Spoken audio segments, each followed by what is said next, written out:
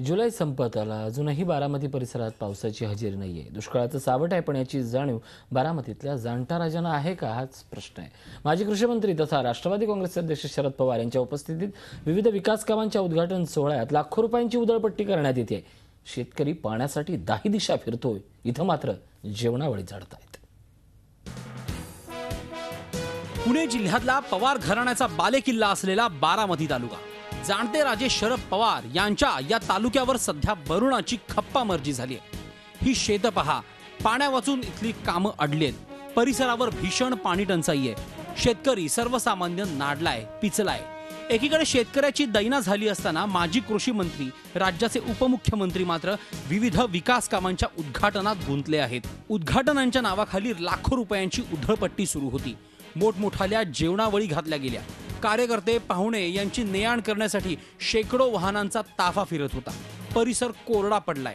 पाण्याअभावी शेतकरी नाडला गेलाय आणि प्रशासन, राज्यकर्ते मात्र ऐशारामी जेवणावळी आणि उधळपट्टीत रंगले आहेत.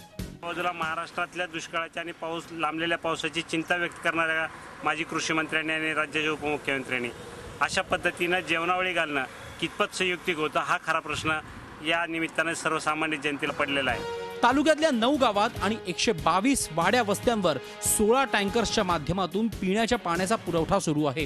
गेल्या वर्षी या 15 जुलैपर्यंत तालुक्यात 60% पेरण्या झाल्या होत्या.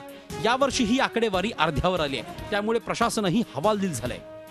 पेरण्या व्यवस्थित झालेल्या नाहीत. साधारणतः 0.5% फक्त क्षेत्रावर पेरण्या झालेल्या आहेत. मागच्या वर्षीचा विचार करता खूप कमी आहे. मागच्या वर्षी याच कालावधीमध्ये जवळजवळ 60% पेरण्या झालेल्या होत्या.